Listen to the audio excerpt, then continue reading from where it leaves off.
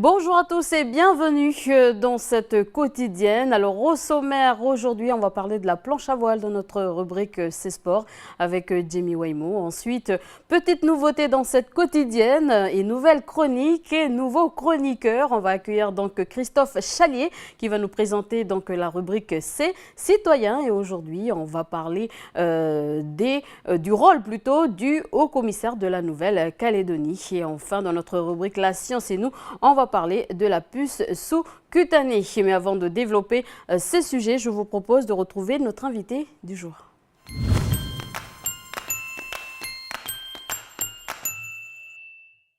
Alors, je reçois aujourd'hui Gabriel Mwawaka, donc bonjour. Bonjour Élise. Alors vous êtes le directeur adjoint de l'IDCNC, donc l'Institut pour le développement des compétences. Alors aujourd'hui on va parler un peu de l'IDCNC, de l'enquête qui va être lancée pour 2015. Alors est-ce qu'on peut rappeler le rôle de l'IDCNC ? Alors, remercie Élise d'abord de nous accueillir. Et puis c'est vrai que l'IDC, qui est une station publique de Nouvelle-Calédonie, qui a été créée en 2006, mérite d'être plus connu, donc je vous remercie donc, de nous accueillir ce plateau. Alors l'IDC a ceci d'original que sa gouvernance est tripartite. Elle accueille à la fois la Nouvelle-Calédonie, puisque c'est une administration publique de la Nouvelle-Calédonie, mais également les institutions provinciales, les partenaires sociaux, tels que les syndicats de salariés et les syndicats patronaux. Voilà. Donc l'IDC a 3 missions principales. La première qui est au profit des publics, qu'ils soient jeunes ou moins jeunes, dans sa quête de formation, d'insertion, ou pour la construction d'un projet professionnel. Nous sommes là pour les accueillir, les informer. Il y a aussi une mission qui est tournée plus spécifiquement vers les professionnels de l'information et de l'insertion. Ces professionnels sont des conseillers qui se retrouvent dans les réseaux tels que la MIGE, Cap Emploi, voilà. Et puis il y a aussi la troisième mission principale, c'est l'aide à la décision des acteurs économiques et institutionnels. Alors concrètement, ça passe par quoi? Donc des agents sont sur le terrain, comment ça se passe? Alors donc nous avons 3 services qui sont chargés de mener à bien ces missions. Alors le premier service, c'est celui qui est le plus terre à terre, c'est celui qui verse ses indemnités aux stagiaires de la formation. Le deuxième, alors un petit mot pour dire que malgré le contexte de restrictions budgétaires que connaît la Nouvelle-Calédonie, cette année, nous avons prévu quand même de verser à peu près 300 millions d'indemnités aux différents stagiaires. Alors le deuxième service, c'est le service SIOPA, qui lui est tourné vers l'information, l'orientation, la professionnalisation et l'animation. Voilà. Donc le IOPA, qui est donc installé, certes, au siège de l'IDC, qui est 1 rue de la Somme. Le IOPA a aussi des conseillers qui vont vers la province Nord et tout, voilà, qui sont chargés de professionnaliser le réseau d'information et d'insertion. Et puis ce IOPA-là a aussi pour mission principale d'accueillir le public au siège de l'IDC. Donc je rappelle les heures d'ouverture, si vous me permettez. C'est de 7h30 à 11h30 et de 12h15 à 16h.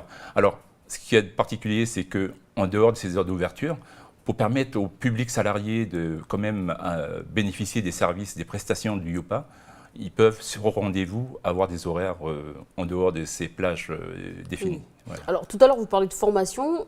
Ça concerne tous les secteurs d'activité? Tous les dispositifs de formation recensés en Nouvelle-Calédonie, le IOPA est en mesure il joue un rôle de guichet unique, est en mesure d'informer, d'orienter le public vers ces dispositifs. Alors, concernant toujours les services justement de l'IDCNC, est-ce que vous pouvez nous parler de l'Observatoire? Alors, l'Observatoire, c'est le 3e service opérationnel de l'IDC. Alors cet observatoire est chargé de mener des enquêtes et de faire des publications, de réaliser des publications à l'intention à la fois du public et des décideurs. D'accord. Voilà. Alors, quels sont les autres services, quels sont les autres justement services de l'IDCNC au niveau des enquêtes, par exemple? Alors l'Observatoire, lui, c'est lui qui mène les enquêtes. Mhm. Hein, et c'est une équipe composée de 9 personnes, avec dont 5 chargés d'études. Et ponctuellement, pour ces enquêtes, nous faisons appel à des enquêteurs. Mhm. Voilà. Donc cela suppose que nous ayons le partenariat du gouvernement, enfin le partenariat entre guillemets des directions du gouvernement pour pouvoir financer ces enquêtes ponctuelles. Oui. Voilà. Et les provinces également. Mhm. Oui, bien sûr. Et donc, vous sillonnez, on va dire, tout le pays pour faire Tout à ces fait. enquêtes-là. Et au niveau des statistiques, quels sont vos outils? Alors, les outils dont nous bénéficions, c'est à partir de ces enquêtes que nous recueillons les données, que nous les traitons, nous analysons et que nous pouvons après tirer des conclusions qui seront après soumises aux décideurs. Et concrètement, vous allez dans les entreprises, dans les villages, Alors, pour donner une idée, pour l'enquête de terminale qui concerne les lycéens, alors nous soumettons un questionnaire. Voilà, que nous diffusons au préalable. Et après, nous envoyons des enquêteurs sur place pour recueillir, traiter ces données sur place. Voilà. D'accord.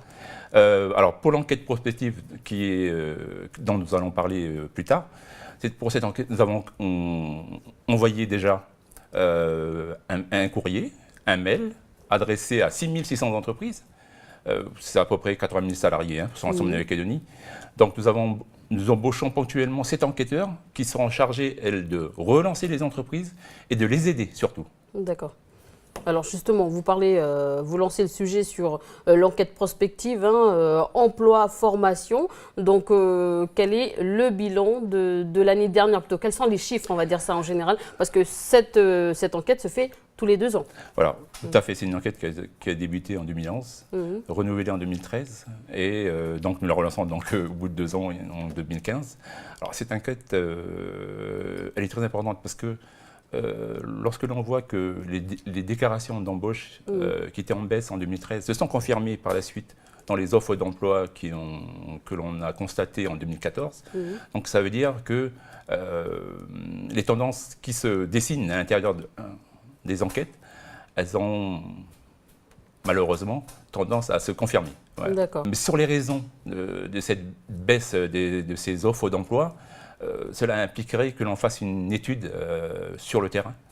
Et pour l'instant, ce n'est pas l'ordre du jour parce que ça implique des moyens que pour l'instant, à financer. D'accord. Voilà. Alors, cette enquête se fait tous les 2 ans. Donc, cette année 2015, l'enquête va être relancée. Est-ce que, justement, vous pouvez nous parler de ce lancement? Et surtout, avant de parler de ce lancement, l'intérêt de cette enquête? Alors, l'intérêt, il est multiple, l'intérêt. Alors, d'abord, pour le public. Le public, c'est de savoir quels sont les métiers porteurs, quels sont les salaires moyens du secteur d'activité, quelle formation il doit avoir pour accéder à ces métiers. Pour l'employeur, c'est d'exprimer ses difficultés de recrutement, c'est d'exprimer les besoins de formation de son personnel. Et puis, pour les décideurs, il s'agit d'adapter un dispositif de formation aux besoins exprimés. Voilà. Et puis, pour les organismes de formation, bien sûr, il s'agit après pour eux d'offrir les formations qui vont accompagner les besoins exprimés. Alors, comment ça va se passer concrètement? Vous envoyez justement des fiches aux entreprises? Des questionnaires, oui, c'est un questionnaire de 4 pages. Voilà, ce questionnaire touche les secteurs, les thématiques que nous avons balayées. Et voilà, c'est une fois qu'ils auront rempli ce questionnaire, ils nous le renvoient. Et nous, après, nous traitons et nous ferons une synthèse de tous ces résultats. D'accord. Un résultat à quand exactement? Vers fin d'année 2015. Voilà. D'accord. Gabriel Mouavaka, merci d'avoir accepté cette invitation. Je vous en prie, c'est avec grand plaisir. Allez, on passe tout de suite à l'agenda du pays.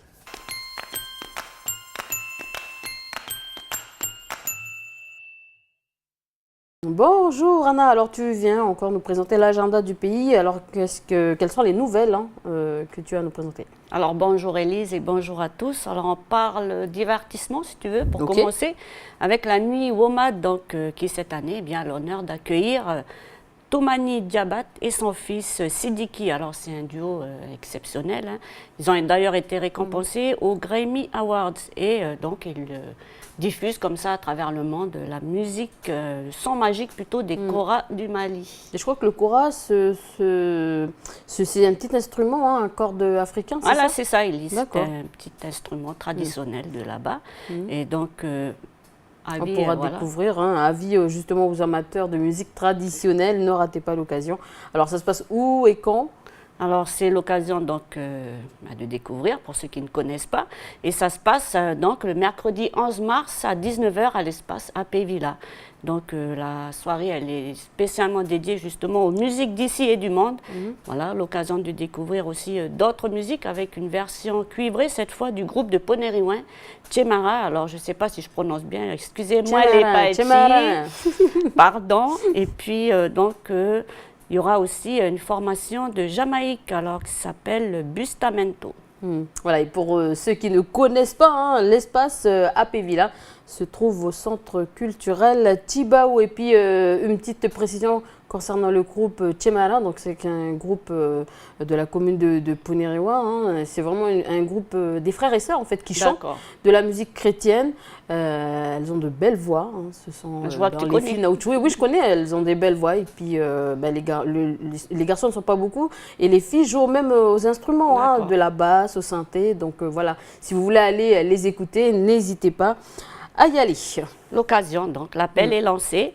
Et puis on reste en musique si tu veux bien, mais cette fois on parle de reggae. Alors il y a beaucoup d'amateurs de reggae ici. Ah, il y en a plein, alors retenez bien l'événement, pardon, c'est le Reggae Month. Alors là, je m'adresse en particulier aux gens du Nord, puisque ça va se déplacer du côté de Koné et au stade de Pomemi. D'accord, et quand est-ce que ça aura lieu? Alors retenez bien la date, si vous êtes fan de reggae, ça sera le vendredi 13 mars à partir de 19 h, donc du côté de Koné, au stade de Pomemi. Et on reste toujours dans la musique, avec cette fois un autre concert, dans un autre registre. Donc cette fois c'est Garou qui vient pour la première fois sur le territoire pour deux concerts. Voilà, et ceux qui ne connaissent pas Garou, hein, et puis ça j'en doute, hein, c'est le fameux chanteur québécois. Hein, il est devenu célèbre grâce justement à son jeu dans la comédie, on va dire, dans la comédie musicale Notre-Dame de Paris. Et puis aussi, il a chanté avec Céline Dion, donc bien connu. Un chant qu'on connaît bien. Voilà, donc si vous êtes fan, hein, n'hésitez pas à y aller. Alors c'est quand exactement ? Alors, à retenir aussi donc, dans vos agendas, si vous êtes fan de Garou, eh bien, ça se passe à l'Arène de Païta le samedi 7 mars à 20 h. En fait, il y aura deux concerts. Donc, le premier le samedi 7 mars à 20 h et un autre le lendemain, le 8 mars à 19 h cette fois. D'accord. Et tu nous parles encore de musique. On continue en musique. Alors, dans la série des concerts, toujours à l'Arène de Païta, qui accueillera encore...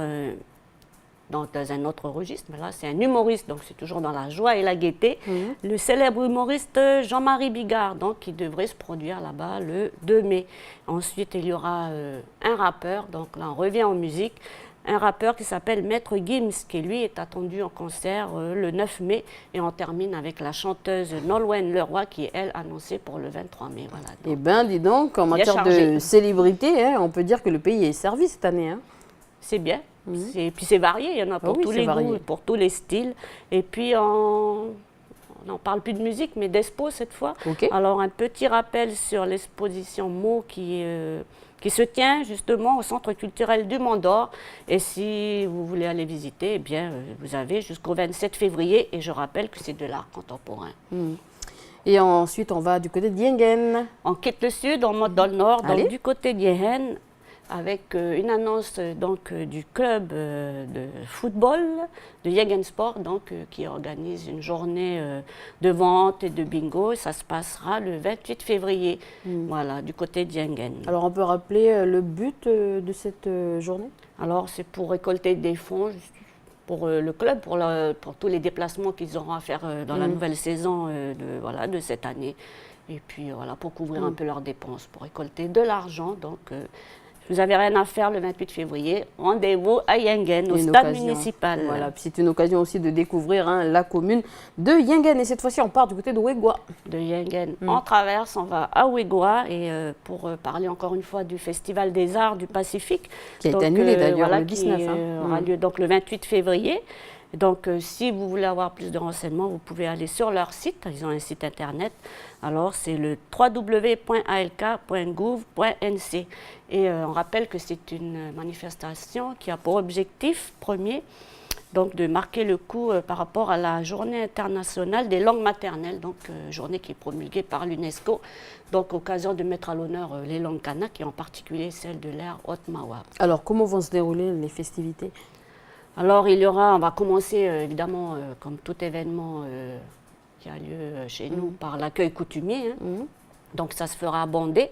Ensuite, les festivités auront lieu, elles, en face de l'annexe de la mairie. Ensuite, on commencera l'ouverture officielle, on va dire, par un discours de Dewe Gorodé, donc Dewe Gorodé qui est membre du gouvernement, mais qui est aussi présidente du conseil d'administration de l'ALK, de l'académie. Ensuite, toute la journée, il y aura des danses, et puis il y aura aussi des ateliers. Et ensuite, pour clôturer la journée avec une coutume de revoir cette fois-ci. Alors, je pense que ce sont des ateliers travaillés par l'ALK. Est-ce que tu peux nous décrire un peu tous ces ateliers? Alors, ça va être en fait un espace de présentation des productions de l'ALK. Et puis, donc, il y aura un atelier berceuse, berceuse chant en langue kanak.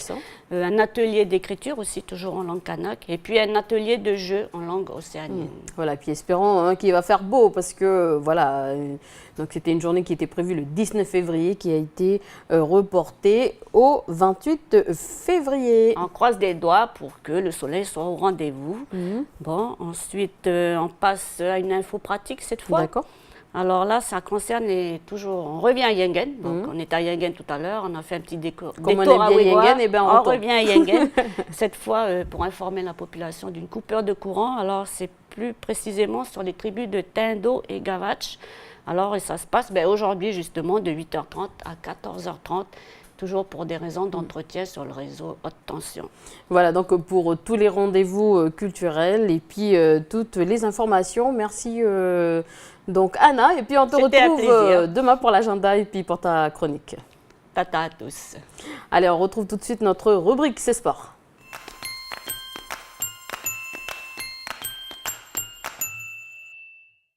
Bonjour Jimmy, après le Jorkiball et le foot golf, c'est au tour du bubble foot, si je prononce bien, de faire son apparition sur le territoire. Tu prononces bien Elise, bonjour quand même et bonjour à tous. Au palmarès des nouveaux sports insolites, le bubble foot n'est pas loin de la première place Elise. Donc le principe est simple, on dispute un match de football en salle, chaque participant étant enfermé de la taille à la tête dans une énorme bulle de plastique.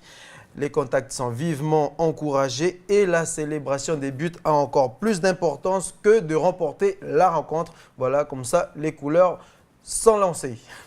Et si je comprends bien, le bubble foot, donc c'est un peu les autotamponneuses avec un ballon de foot au milieu. Voilà, c'est ça, oui, si on peut dire ça comme ça. Envoyer un adversaire dans le décor, Elise, a bien plus de saveur que de faire trembler les filets. Voilà, ça c'est l'objectif principal du bubble foot. Donc vous comprenez bien que là, l'objectif, c'est de s'amuser puis de s'envoyer des tampons. Donc la petite comparaison avec les autotamponneuses, je crois que c'est une petite comparaison qui est bien appropriée. Voilà. Tous les coups sont permis, Elise, et les joueurs sont protégés par les bulles. Donc aucun risque de blessure. Pas besoin d'avoir la technique de Cristiano Ronaldo.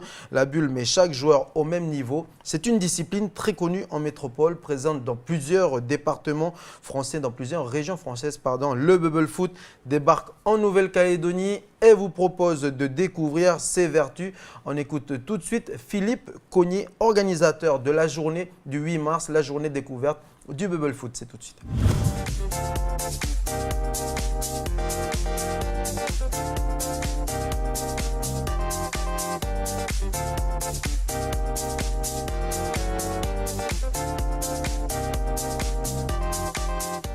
L'objectif, c'est, je pense, la rigolade en premier. La deuxième rigolade. et peut-être en troisième, la rigolade.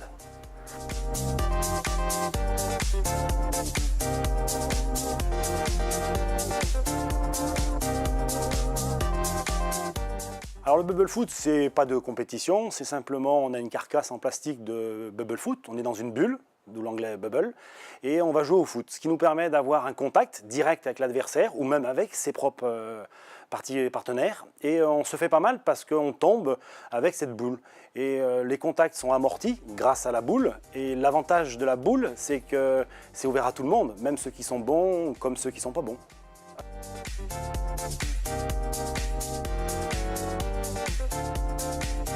Que je suis là depuis 17 ans et depuis 3 ans, j'ai vraiment envie que la Calédonie s'oriente vers du ludique, vers du loisir. On est saturé par des compétitions, des événements qui ne sont pas de masse. Et malheureusement, aujourd'hui, il nous manque le délire, il nous manque le rigolo, le sympathique, le convivial, dans un monde où c'est un peu dur. On le voit dans la politique, on le voit dans l'économie. Alors dans le sport, c'est peut-être le seul échappatoire qu'on peut avoir. Alors, les règles, numéro 1, il n'y en a pas. 2, il n'y en a pas. 3, il n'y en a pas. La seule chose, c'est rigoler, se marrer, délirer. Après, il y a des limites au niveau du terrain, bien sûr. On n'a pas le droit de fracasser, de contrer quelqu'un qui est au sol, parce qu'il est déjà au sol. Le but, c'est de neutraliser l'adversaire et de mettre des buts, comme au football.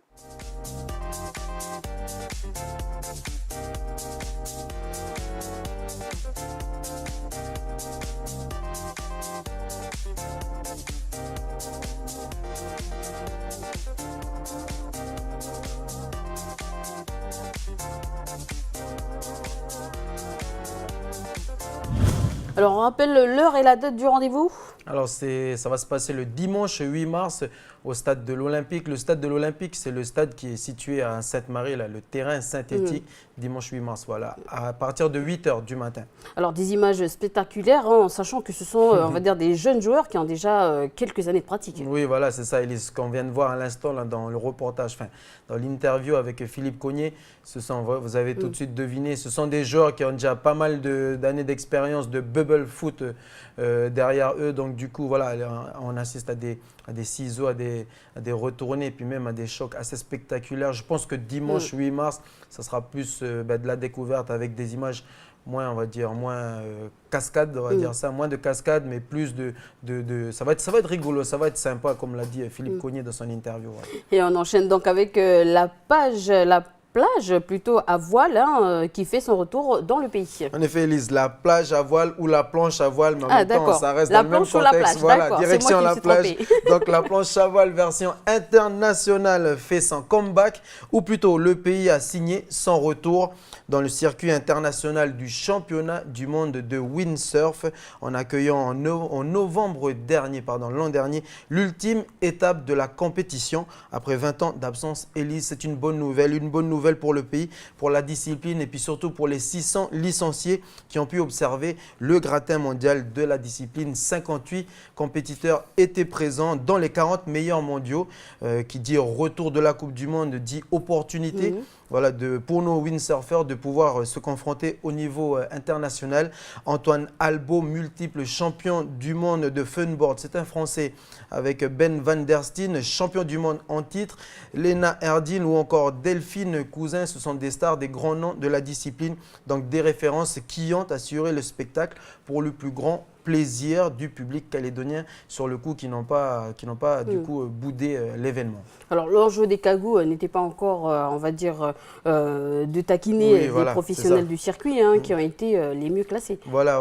Alors du côté des cagous, au niveau des mieux classés, chez les hommes, c'est l'habitué du tour, l'habitué des compétitions internationales, Fred Morin, qui pointe à la 19e place. Chez les dames, la jeune Océane Lescadieu s'est classée 8e. Voilà, comme tu le dis, Élise, comme tu l'as dit, l'objectif n'était pas de venir taquiner ces riders de renommée internationale, sachant que la Coupe du Monde, voilà, ça fait 20 ans qu'elle fait son retour après 20 ans d'absence. Donc du coup, l'essentiel, c'était avant tout de montrer que le pays est redevenu un spot mondial de la planche. Et puis je vous propose une rencontre avec l'un des riders calédoniens qui a participé aussi à cette dernière manche de Coupe du Monde.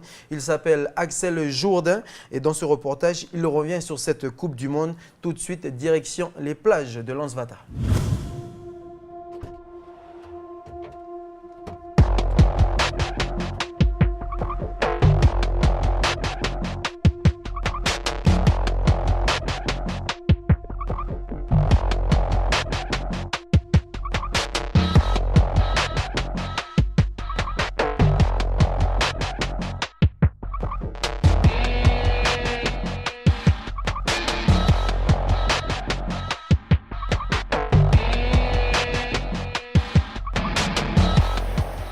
commencé par hasard avec les collègues de ma mère et tout. C'est eux qui m'ont un peu initié à la planche, puis voilà. Depuis, j'ai jamais arrêté.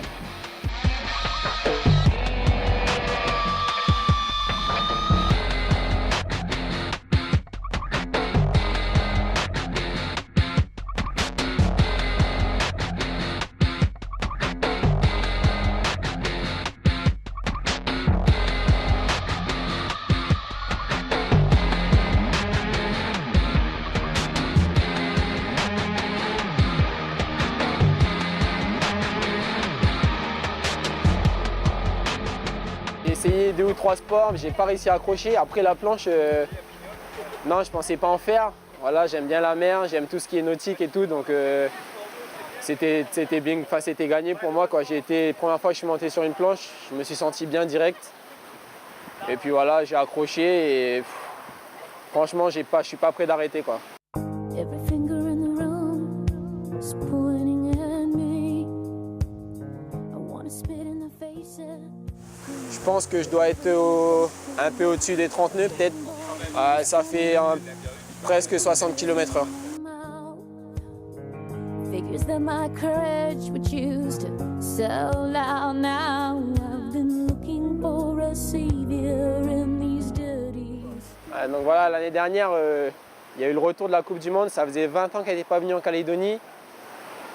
Et franchement, c'était juste magique, quoi.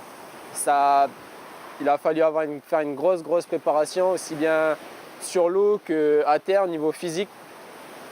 Et franchement, ça s'est vraiment bien passé pour tout le monde et pour ma part encore mieux. Ouais. Pour moi, c'était une grande première, je n'en ai jamais fait. Savoir qu'elle venait à la maison, on était vraiment tous contents. Après, je n'étais pas basé sur de gros résultats parce que je sais que le niveau il est vraiment élevé en Coupe du Monde. Là, les 2-3 premiers jours, c'était un peu la découverte. J'ai vu un peu comment ça se passait, tout ça. Essayer un peu de jauger les autres concurrents. Et puis au final, j'ai fait un résultat, j'ai fait 29e. Les poules, je suis tombé dans les poules qui n'étaient pas très faciles, mais bon, je suis quand même content de ma performance. J'ai réussi à aller une fois en demi-finale. C'est ce que j'espérais au moins faire une fois pendant la semaine. Donc voilà, j'y suis parvenu et franchement, j'en garde vraiment une très bonne expérience. En plus, on a eu des conditions parfaites. On a eu 4 jours de vent de folie avec 20-25 nœuds. L'organisation, elle a géré. Franchement, on ne pouvait pas demander mieux que ça, quoi.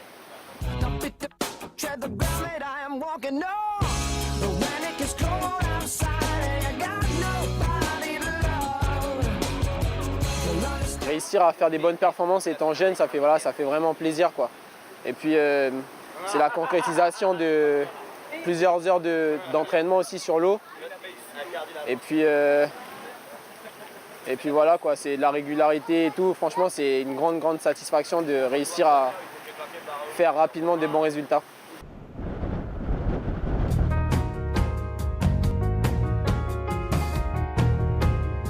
On a un spot magnifique, on a du vent tout le temps, il fait beau.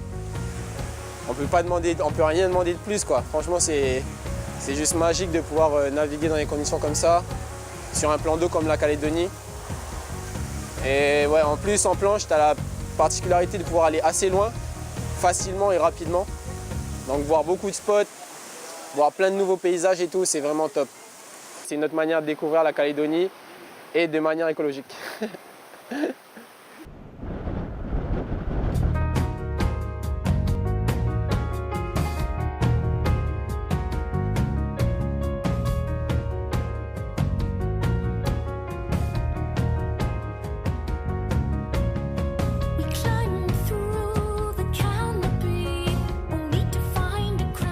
Toujours top pour un sport de voir venir une Coupe du Monde dans son pays. Voilà, maintenant on sait que la Calédonie c'est assez loin de tout, ça coûte assez cher. Ce qui pourrait être un peu regrettable, c'est qu'il n'y ait pas eu vraiment énormément de professionnels qui soient venus faute de budget. Voilà, maintenant cette année on espère qu'elle va revenir, que les institutions seront peut-être un peu plus impliquées dans le projet, afin qu'il y ait beaucoup plus de professionnels, de gens de l'extérieur qui puissent venir et tout, pour que ça soit encore un événement encore plus gros. C'est vrai que ça manque un peu de médiatisation, mais bon, après on essaye de faire ce qu'il faut pour amener la télé vers nous, la radio et tout. Mais c'est vrai que ça reste assez compliqué comparé à des sports comme le foot ou encore le volley ou d'autres sports qui sont beaucoup plus médiatisés que nous, quoi.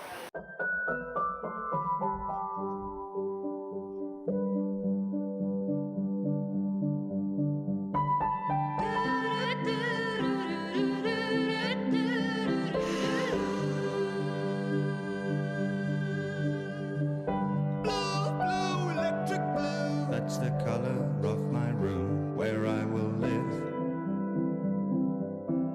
Blue, blue. Pale blinds drawn all day. Nothing to read, nothing to say. Blue, blue. Moi, je vais avoir 19 ans cette année. J'ai commencé voilà, il y a bientôt 10 ans la planche. Et plus je grandis et plus je vois qu'il y a des petits jeunes qui sont motivés, qui arrivent là. Il y a un gros niveau qui arrive là, derrière. Même au niveau de au niveau des gens qui naviguent pour le plaisir, ils sont de plus en plus nombreux. On arrive des fois à être plus d'une centaine sur le spot de Lansvata. Et voilà, en plus le matos il est beaucoup plus performant.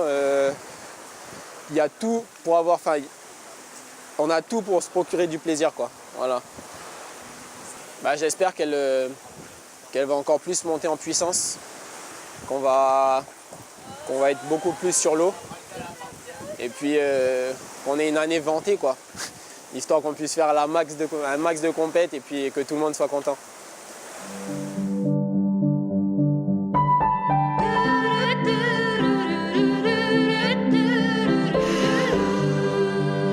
Voilà, et le retour de la Nouvelle-Calédonie dans le circuit mondial professionnel, ça semblait être évident, hein, vu les performances de certains de nos riders. Voilà, certains de nos riders, des performances effectuées à l'échelle internationale, et il serait incohérent de parler planche à voile sans citer le nom de Thomas Goyard, par exemple, véliplanchiste professionnel, le Calédonien qui est actuellement en 4e année d'ingénieur généraliste. Il a terminé 3e au dernier mondial de planche à voile RSX, donc c'est sa catégorie, et a également été sacré champion du monde, c'était en 2010 à Chypre. Et donc il rejoint ainsi Michel Quintin sur la liste des Calédoniens à avoir glané un titre continental. Voilà le retour des championnats du monde après 20 ans d'absence, plus les bonnes performances des riders calédoniens sur le circuit mondial, prouve que malgré l'apparition de nouvelles disciplines dans les sports de glisse, la planche à voile dans le pays n'a jamais abdiqué, Élise. Voilà, une bonne nouvelle pour une discipline, hein, qui a vu ses premières voiles voguer en 1977, donc vous vous rendez compte, à la plage de Lansvata. Voilà, 1977. Entre 1977 et 1980, Bob White a été le premier à faire venir des windsurfers qui arrivaient des States, donc des États-Unis, avec le wish en bois carré avec 2 voiles triangulaires. Voilà, 2 voiles triangles, on dit ça. Et puis 1987 à 1995, les premières épreuves de la World Cup se sont déroulées toujours sur Lansvata, et puis de funboard aussi qui ont été organisés. Et puis 1995, l'année du sacre de Robert Teriteaou, véritable légende vivante du funboard. La Calédonie a toujours su fournir des champions. Et le retour des championnats du monde au pays ne dérogera sûrement pas à la règle, Élise. Voilà, donc merci Jimmy. Merci Élise, et puis merci à tous. Allez, on retrouve Christophe Chalier pour notre rubrique C'est Citoyen.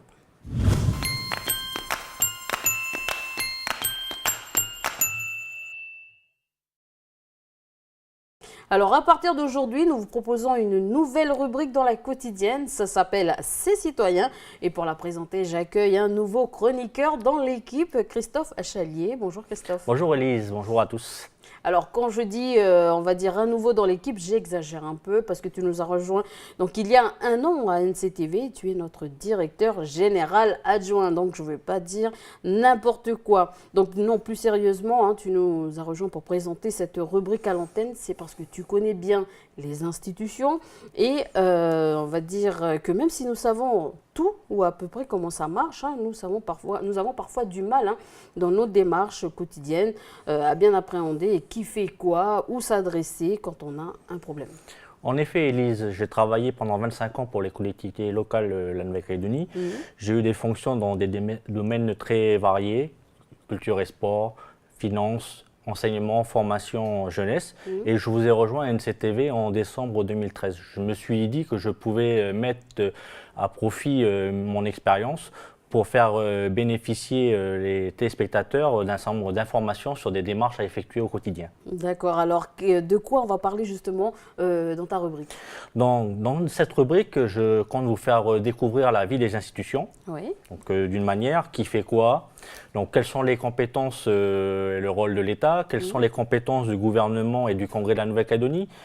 De quoi s'occupent les communes et les provinces? À quoi sert le Conseil économique et social, le Sénat coutumier, les conseils coutumiers? Bref, chacun a un rôle à jouer dans la société calédonienne et voilà tout ce que ces citoyens comptent vous faire découvrir au fil des reportages. Et la citoyenneté, c'est important hein, parce que, on va dire, c'est ce qui nous permet de vivre tous ensemble au quotidien. En effet, la citoyenneté ne s'exerce pas simplement au moment des élections, elle se vit au quotidien et tous les jours nous avons un rôle important à jouer. On peut adhérer à une association, par ce moyen c'est un acte de citoyenneté qui nous permet effectivement de mettre au service des autres, de l'intérêt général. On peut s'engager dans un syndicat, c'est aussi un moyen de défendre les droits de ceux qui travaillent. On peut s'engager dans un parti politique. La citoyenneté, c'est tout cela, un certain nombre de règles de civisme et de solidarité qui nous permettent de faire avancer la société dans laquelle on vit et aussi de se mettre en service des autres qui sont effectivement dans le besoin. Alors, comment ces citoyens vont traiter justement cette question de l'attitude individuelle des citoyens? Eh bien, tout simplement en faisant découvrir aux téléspectateurs les projets, les démarches individuelles et collectives qui permettent aux individus d'agir sur leur environnement immédiat, de s'approprier leur espace de vie et de se situer par rapport à une mémoire collective. Et surtout, l'avenir du pays, ce sont les jeunes. Donc, nous comptons effectivement dans cette rubrique mettre les jeunes à l'honneur et leur faire trouver toute leur place dans la vie du pays. De quoi, justement, on va parler dans ta première rubrique? Du rôle du haut-commissaire de la République. On l'appelle couramment ici le haut-commissaire. Il représente l'État français, c'est l'équivalent d'un préfet. C'est d'ailleurs le président de la République qui le nomme par décret après en avoir délibéré en Conseil des ministres. Il s'occupe de l'organisation, de la bonne organisation générale des compétences de l'État, que ce soit la défense, la justice, la monnaie, le maintien de l'ordre ou de la sécurité. Il est le garant de l'application de l'accord de Nouméa et d'une manière générale, il dirige les services de l'État. Dans chaque province, il est représenté par un commissaire délégué. Celui de la province Nord s'appelle Michel Salnave. Et tous deux donc, représentent l'État au plus près de la collectivité provinciale. Ils assurent ainsi un dialogue permanent avec les autorités coutumières. Ils jouent un rôle de médiateur permanent. Ils supervisent une équipe de techniciens qui permettent de conduire des études pour le compte des projets d'investissement communaux. Et de plus, ils contrôlent la légalité des actes qui sont pris par les communes et par la province, avec une forte connotation pédagogique, puisque cette compétence est susceptible d'être transférée à la Nouvelle-Calédonie via l'accord de Nouméa. D'accord, là tu nous as parlé de ces missions et pour que nos téléspectateurs justement comprennent bien son travail, nous l'avons suivi lors d'une visite sur la commune. Je vous propose de regarder ce reportage.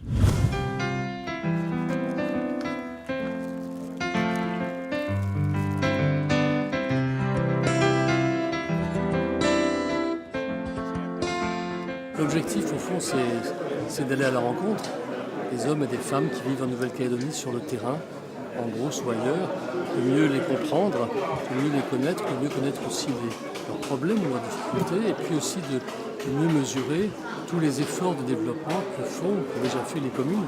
Et c'est le cas aujourd'hui à Pointe-Ligné. Le maire a souhaité montrer tout ce qui avait été fait, créé, développé depuis plusieurs années maintenant à Pointe-Ligné. C'est aussi une façon de m'éclairer sur ce que font concrètement sur le terrain les hommes et les femmes qui vivent ici, les élus, les coutumiers. Mais je crois que c'est important que le représentant de l'État en Nouvelle-Calédonie sache ce qui se passe dans les communes et dans les provinces. Et comme il a dit lui-même, il est demandeur et il veut sortir de Nouméa pour s'imprégner de ce qui se passe sur le terrain. Et donc, je pense que c'est une occasion de se rendre compte de ce que disent les gens, de ce que pensent les gens. Mais une occasion aussi pour nous, les élus locaux ou les autorités coutumières et autres sur le plan local, de dire nos préoccupations et puis de vérifier si certaines attentes peuvent être encore traitées ou pas. Donc, par exemple, relancer le sujet de l'implantation, de la reconstruction du site de la gendarmerie de Ponimier, de pouvoir, avec l'État, s'il peut s'en occuper, parce que c'est les autorités militaires, donc c'est l'armée qui s'en occupait. Enfin, je veux dire, la gendarmerie relève de l'armée, l'armée a sa propre hiérarchie, mais on n'arrive pas à savoir de quel foncier on parle exactement, et si la commune est sollicitée, par exemple, que ce soit clair qu'il faut que la charge de la dette puisse être compensée par des locations, des choses comme ça. C'est quand même le partenaire actif de l'accord de Nouméa.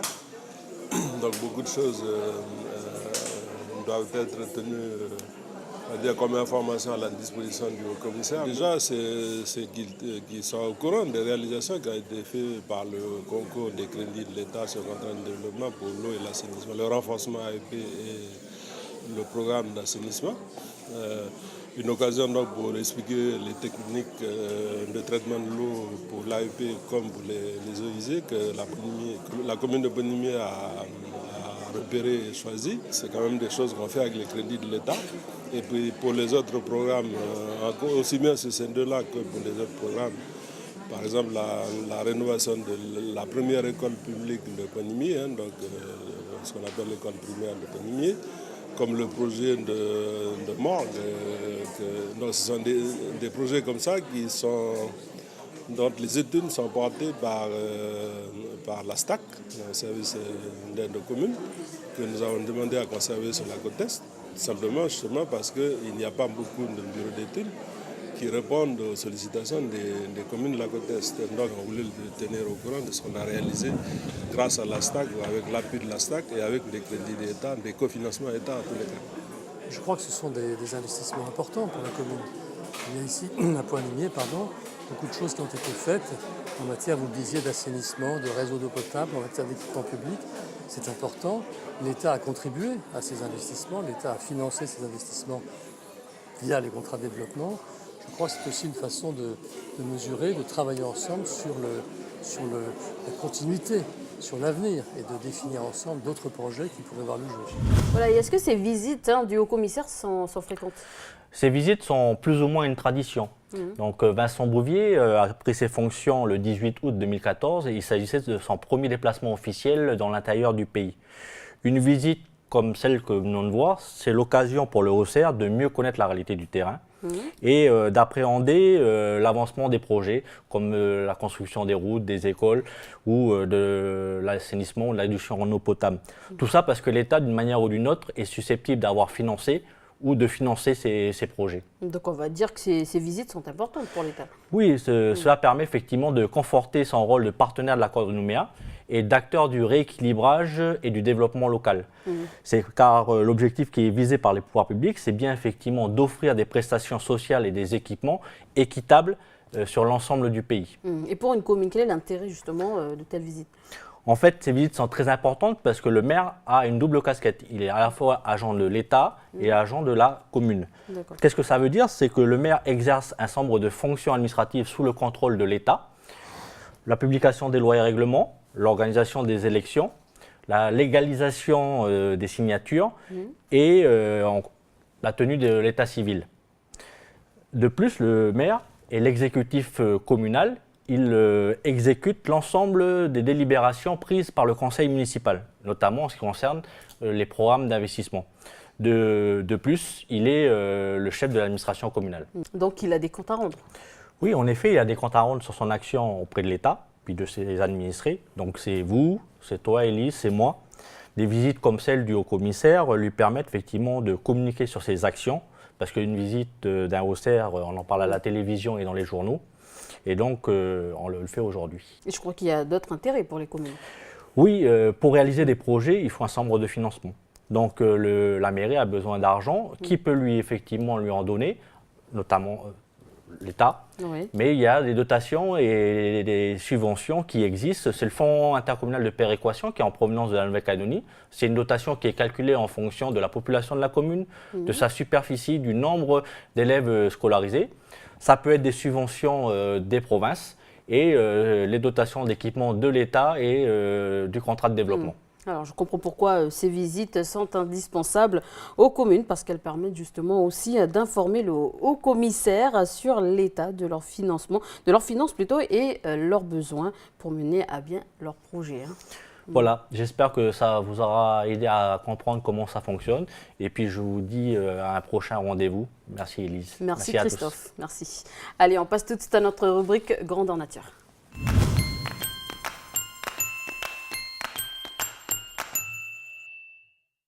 Bonjour Camille, alors tu nous parles d'une visite de Guapin par des scientifiques venus du monde entier aujourd'hui. C'est ça, bonjour Élise, bonjour à tous. Alors effectivement, on va partir en balade à Poya. Alors souvenez-vous, l'année dernière, on avait accueilli le 2e colloque SERA, Society of Ecological Restoration of Australasia. Mon super accent n'a toujours pas changé. Eh bien, en fait, pendant une semaine, eh bien, plus de 170 personnes originaires d'une quinzaine de pays de la région, en fait, sont venues échanger sous le thème de la restauration écologique et de la conservation de la biodiversité en Australasie. Donc, ils ont parlé de quoi? Eh bien, de la gestion des milieux naturels, de la préservation des espèces dans le Pacifique Sud. Et donc, ils ont fait en fait le colloque ici. Pourquoi? Eh bien, parce que c'est un point chaud de la biodiversité ici, de la restauration écologique. Donc, c'est pour ça que nous avons accueilli ce 2e colloque SERA ici. Alors, la dernière fois, tu nous avais justement plongé dans l'ambiance et aujourd'hui, tu nous emmènes sur le terrain, c'est ça? Voilà, la dernière fois, on était resté à parler du colloque, on avait suivi les différentes conversations. Aujourd'hui, nous vous proposons de partir en balade du coup à Poya. Alors, il y a eu en fait pendant ce colloque différentes balades. Il y en a eu même 4 visites sur le terrain. Donc, des visites organisées bien, pour découvrir les zones de restauration et de conservation remarquables. Donc, c'était où? Eh bien, c'était à KNS à l'usine du Nord, à Guapin, dans le Grand Sud à Vallée et au parc des Grandes Fougères. Donc des sites sur lesquels eh bien, les différentes associations et organismes du pays eh bien, travaillent pour améliorer le milieu. Et aujourd'hui, on va s'intéresser à la tribu de Guapin. Voilà, alors pourquoi Guapin? Car là-haut, alors je dis là-haut parce qu'il faut le préciser, Guapin c'est dans la chaîne, c'est dans la commune de Poya. Donc là-haut, le WWF, donc une organisation mondiale de la protection de la nature, eh bien, travaille avec les habitants de la tribu depuis une dizaine d'années. Et WWF, justement, mène d'autres actions? Eh bien, en fait, il mène quoi comme travail? Il faut savoir qu'autour de la tribu de Guapin, donc dans la chaîne de Poya, eh bien, se trouve une réserve de 4500 hectares, non, de 5400 hectares, encore mieux. Un trésor. Voilà, un trésor dans la chaîne de Guapin. Et donc, c'est une réserve qui a été déclarée, classée par la province en 1975. C'est la réserve de Lahaut-Pinier. Donc ça, c'est une première raison de travailler là-haut. Et là-haut, pourquoi le WWF donc est là-haut? Parce qu'à la base, eh bien, les habitants de Guapin voulaient développer l'écotourisme. Donc la collaboration entre le WWF et les habitants de la tribu de Guapin s'est fait assez rapidement. À partir de là, il y a eu plusieurs actions de menées, notamment pour lutter contre les feux.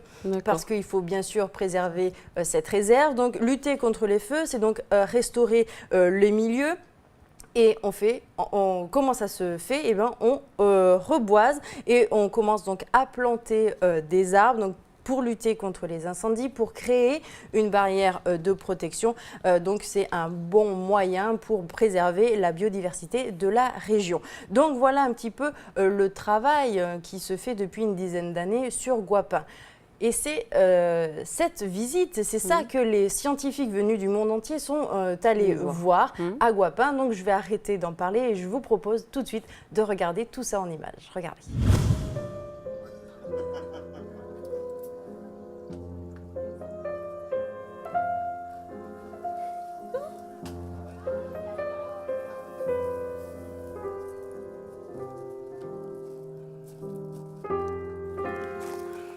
Et aujourd'hui, parmi nous, vous avez des Australiens, des chercheurs australiens, des Hollandais et Fidjiens. Ce sont des chercheurs passionnés, mais curieux aussi. Curieux de savoir ce qui se passe chez nous. Ils sont venus avec le petit bout de Manou, là. Juste pour dire à vous la population de Guapin, bonjour. Et ils vous remercient de les accueillir ici à Guapin. Je m'aperçois que vous êtes très intéressés par ce qui se passe ici chez nous. Donc merci à vous d'être venus de si loin. Donc au nom des autorités coutumières, au nom des mamans ici présentes, on vous souhaite la bienvenue chez nous et puis un bon travail pour la journée. Donc le programme de cette journée qui se situe dans le cadre d'un colloque international organisé par l'IAC, l'Institut agronomique calédonien, un programme qui se situe donc à la tribu de Guapin. Et donc nous venons d'arriver, de présenter le geste coutumier pour avoir le droit de fouler ce sol. L'histoire avec la tribu de Guapin a démarré en 2003. C'est une histoire qui a commencé avec une rencontre extraordinaire, celle du petit chef de la tribu, Jacob Guinemou, qui nous a quittés il y a quelques années et qui nous a invités à les aider pour s'engager dans une voie du développement durable. Ça fait déjà depuis un certain temps qu'on travaille ensemble avec le WWF.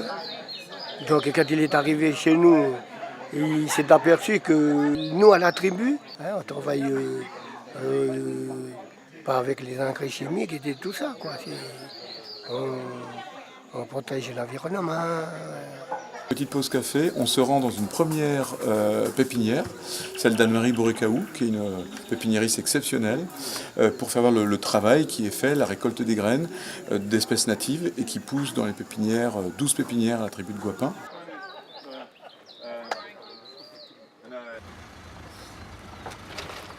Qu'est-ce que ça veut dire pour une tribu kanak au fond de la chaîne de développement durable? Aucun de nous ne sait véritablement. Ce que l'on veut, c'est ensemble s'engager pour trouver des solutions et les tester sur le terrain. Ça va prendre du temps. Nous, on voit ce type de projet sur au moins une génération. On a commencé en 2003, on est en 2014, donc ça fait déjà 11 ans. Et pour tester avec les gens des nouvelles solutions, mais des solutions à inventer. On n'a pas à imposer une solution, parce qu'elle n'existe pas, elle n'est pas faite pour les gens. Il faut qu'elle émane de la vie des gens, de leur réflexion et de la confrontation avec une réalité, la leur. Et grâce à la collaboration. Et on est là en tant que partenaire, que collaborateur, mais c'est bien les gens qui vont asseoir et développer les solutions pour vraiment s'engager dans un développement durable.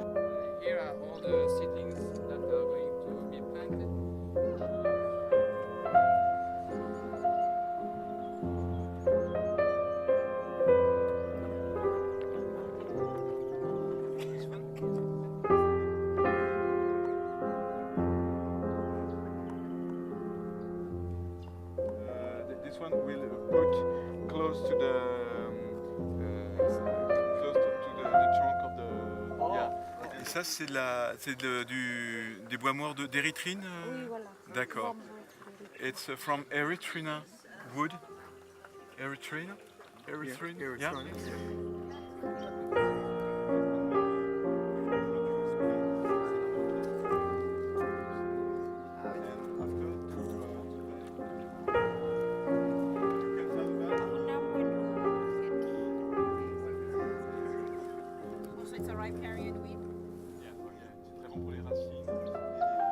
Une partie de son travail aussi, c'est de développer le compost dans les communautés. Et ils ont trouvé une astuce pour accélérer la production du compost. Ils vont chercher en forêt des champignons qu'ils mettent dans le compost pour accélérer la... C'est génial! Nous allons revenir au centre de la tribu, près de la maison commune, pour prendre un repas préparé par l'association des femmes au RTU. Nous en profiterons pour découvrir le composteur commun sur ce site qui produit du terreau utilisé par les mamans pour empoter leurs plantes, etc. Et ensuite, nous partirons sur un premier chantier de plantation, qui est le chantier Barthélemy, qui est le chantier historique qu'on a démarré en 2007 avec les collègues de la tribu, sur un endroit qui brûlait jusqu'à 3 fois par an et qui ne brûle plus du tout depuis 2007, depuis les premiers arbres plantés.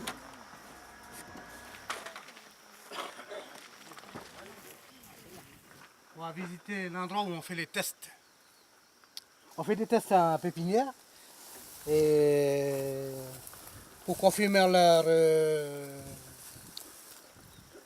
leur capacité à pousser dans ce genre d'endroit.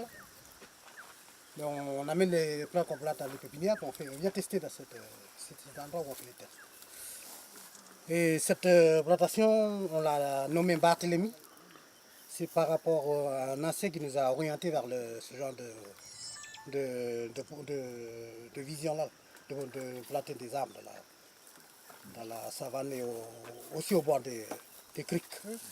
Et aussi on est parti pour regarder dans la nature ce que la nature fait elle-même.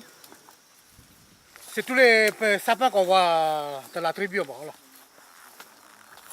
Celui-là c'est un arbre sacré pour nous, les Kanaks. Chez nous, il représente un peu l'homme. On le plante autour des habitations. On le voit souvent aussi dans les plaines. Là, c'est pour marquer les endroits où les anciens ils ont passé. Si c'est toujours le faux tabanou comme celui en bas. Ça, c'est le faux manguier. On appelle ça un faux manguier.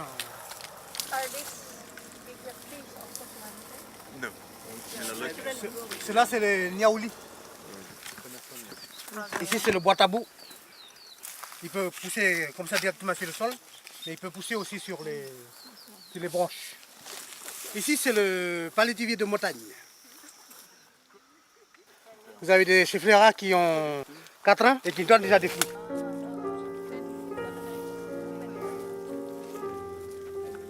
Il y a beaucoup de choses que j'ai appris ici, et notamment en fait, c'est plus les interactions entre les communautés qu'il faut donc appliquer, c'est-à-dire discuter avec la population et justement monter des projets avec eux et les faire participer.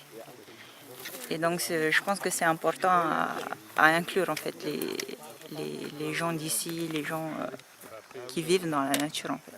On a fini la visite et puis maintenant on va aller du côté de Nawapi.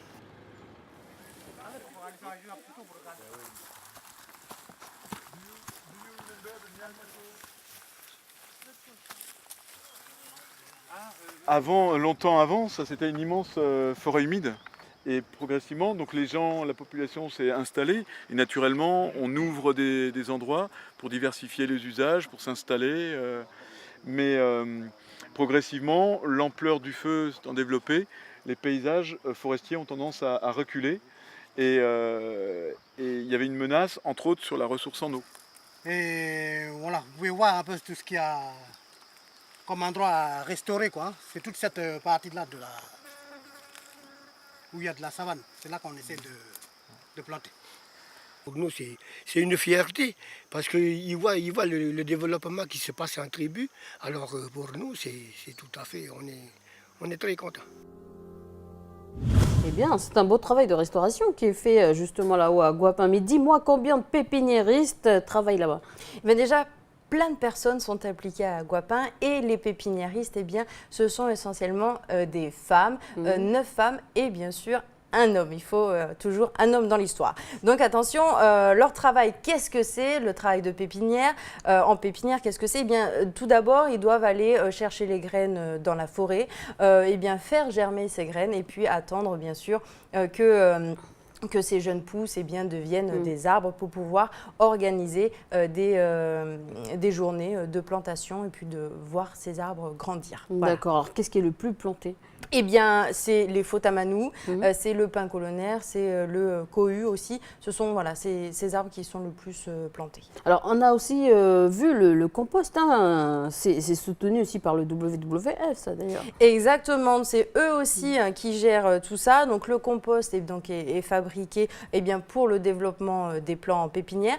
Et puis, cette année, il va y avoir une nouveauté. On va aller plus loin avec le compost. Il devrait être amélioré, mieux travailler encore pour pouvoir eh bien, remplacer certains engrais dans les champs. Donc au-delà de l'utilisation du compost en pépinière, on pourrait aussi l'utiliser eh bien, dans les champs et dans nos jardins, voilà, même autour de la maison aussi. Hein. Il y aura des projets pour cette année? Eh bien, alors les projets à Guapin pour cette année, eh bien, c'est encore la restauration écologique. Alors, qu'est-ce que ça va être? Ça va être la plantation de 7500 plants autour de la tribu, donc cette année. Donc, ça va commencer fin mars, ça devrait commencer fin mars jusqu'à peut-être bien juin, voilà, donc toujours avec des personnes de la tribu qui vont participer.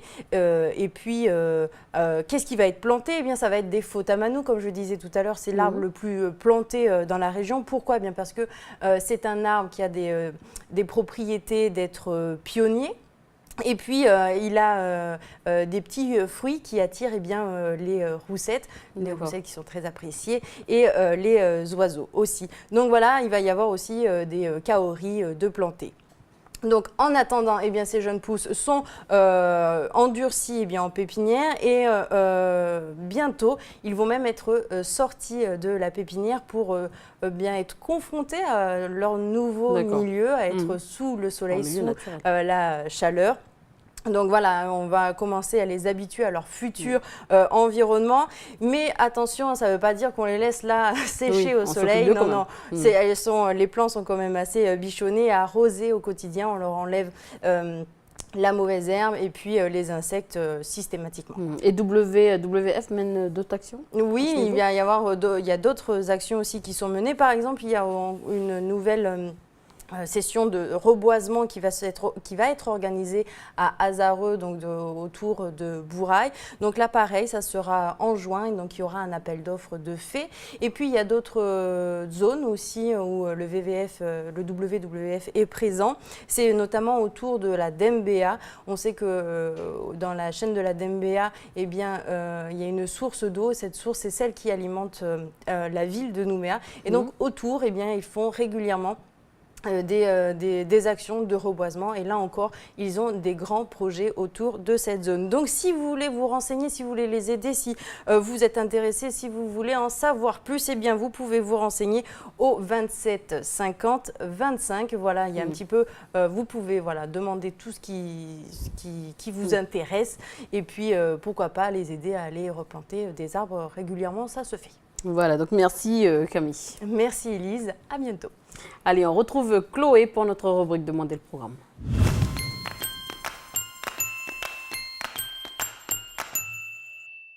Bonjour Chloé. Bonjour Élise, bonjour à tous. Alors on commence avec une sortie cinéma qui fait pas mal de bruit en ce moment.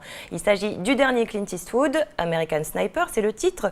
Un film qui glorifie le parcours véridique d'un tireur d'élite américain au cours de la guerre d'Irak. Alors ce film est donc inspiré de la vie réelle de ce tireur d'élite, c'est ça? C'est bien ça. American Sniper s'inspire donc de la vie et du livre autobiographique de Chris Kyle, un sous-officier de la marine américaine et redoutable tireur d'élite qui aurait tué plus de 200 personnes au cours de la guerre d'Irak. Alors, la Navy a recensé environ 160 personnes, un record dans l'histoire militaire des États-Unis, ce qui lui a valu le surnom de la légende. Donc, de retour du champ de bataille en 2009, il a ouvert donc un centre de formation pour apprentis tireurs d'élite dans son Texas natal. Et puis en 2012, il publie donc son roman autobiographique, dont ce film est donc l'adaptation, dans lequel il confesse ne regretter aucun de ses actes, si ce n'est le regret de ne pas avoir tué plus d'ennemis pour pouvoir sauver plus de vies américaines. Donc ses convictions ont fini par avoir raison de lui, puisqu'il meurt assassiné le 2 février 2013, tué par un ex-marine de 25 ans qui souffrait donc d'un trouble de stress post-traumatique. Et donc il l'a tué alors que Kyle en fait l'avait emmené dans un champ de tir pour décompresser. Voilà, une fin plutôt ironique. Ouais. D'accord, donc plutôt un film, on va dire, de guerre. Ce film est plutôt centré sur la vie de ce militaire. Voilà, plus qu'un film de guerre, c'est plutôt un film qui retrace en fait la vie de cet homme qui est donc tiraillé entre deux énormes responsabilités, celle envers sa famille, puisque c'est aussi un père de famille et un mari, et puis celle envers son pays en tant qu'Américain patriote, et puis surtout en tant que marine. Et puis donc c'est aussi un film sur le poids de la guerre, sur les soldats. Donc il y a une vie avant, une vie après la guerre aussi, donc toutes les conséquences psychologiques, les conséquences sociales que ça a sur un soldat qui revient de la guerre. Et donc c'était un personnage pour qui la guerre était une vraie addiction. Quand il est rentré en fait au pays 10 ans après, il a eu beaucoup de mal à renouer avec la réalité, comme beaucoup de soldats qui reviennent de la guerre en fait. Mais la volonté de Clint Eastwood par le biais de ce film, c'était aussi de rendre hommage à ceux héros de guerre qui a donc tué plus de 160 personnes pour son pays. Alors, quel acteur a été choisi pour interpréter le rôle de ce sniper? Alors, c'est Bradley Cooper qui devait au départ que produire le film. Et puis, bon, très vite, il a été très intéressé donc, par ce film. Et donc, ça lui a fait changer d'avis. Il a décidé d'incarner lui-même le rôle de Chris Kyle. Donc, pendant 3 mois, il a soulevé des poids. Il a mangé pour l'équivalent de 6000 calories par jour pour pouvoir gagner de la masse musculaire. Et donc, il a également reçu une formation de tireur d'élite pour les besoins du film. Il a essayé de tout faire en fait pour ressembler physiquement à Chris Kyle, comme on va le voir sur la photo qui va apparaître sur votre écran. Voilà, donc on pourrait s'y méprendre, il lui ressemble comme 2 gouttes d'eau. Il s'est également mis à étudier sa façon de parler, de se déplacer grâce à des enregistrements audio et vidéo de Kyle. Et puis il a aussi essayé d'avoir l'accent texan qu'avait Chris Kyle. Alors, et puis j'imagine qu'il a aussi dû se faire aider par on va dire des militaires, peut-être des collègues du vrai Chris Kyle. Tout à fait, Elise, tu as raison. Alors déjà bien avant l'écriture de son autobiographie qui inspire American Sniper, le producteur délégué du film, Jason Hall, s'était intéressé en fait à l'histoire de Chris Kyle. Il s'était même rendu au Texas pour le rencontrer, pour qu'il lui raconte son histoire de tireur d'élite. Et puis effectivement, la sortie de son roman autobiographique les a ensuite aidés à concrétiser le projet. Et puis comme tu le supposais justement, l'un des frères d'armes le plus proche de Chris Kyle, il s'appelle Kevin Lax, a pu fournir donc des informations précieuses à l'équipe du film concernant donc les batailles militaires auxquelles ils ont pris part. D'ailleurs, Lax a joué son propre rôle dans le film, on le voit ici en photo, aux côtés de Bradley Cooper. Alors, tu disais tout à l'heure que la sortie de ce film a fait beaucoup de bruit, c'est-à-dire? Alors, beaucoup de bruit pour plusieurs raisons, effectivement. Alors, tout d'abord parce que la sortie du film est un véritable succès. Au début du mois, le film avait récolté plus de 315 millions de dollars dans le monde, dont 280 millions rien qu'aux États-Unis. Donc, il s'agit du plus gros succès pour Clint Eastwood, devant Gran Torino et Million Dollar Baby. Et puis, sans parler, bien sûr, des nominations. Il reçoit 6 nominations aux Oscars pour le meilleur film, meilleur acteur, entre autres.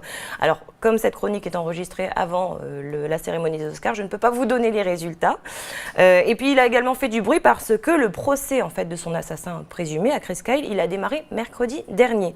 Donc, c'est un ancien marine qui souffrait, donc, comme je le disais, de troubles de stress post-traumatique et qui pourrait passer donc, le reste de sa vie en prison ou en institution psychiatrique. Donc, effectivement, le procès débute au moment où le film sort. Donc, ça peut influer les jurés. Et donc, ça pose problème un petit peu pour les gens.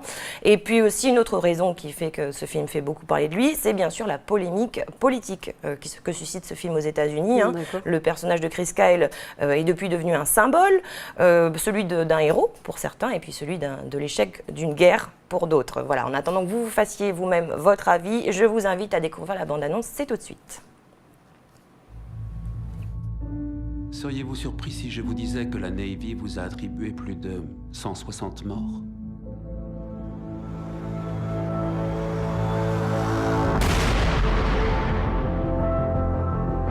Et je te le dis pas assez, je suis très fière de toi. T'es un père génial. Vous n'êtes pas inquiet au sujet de ce qui pourrait se passer? Je suis prêt à rencontrer mon créateur. Prêt à répondre de chaque tir que j'ai effectué. Le ramasse pas. Le ramasse pas.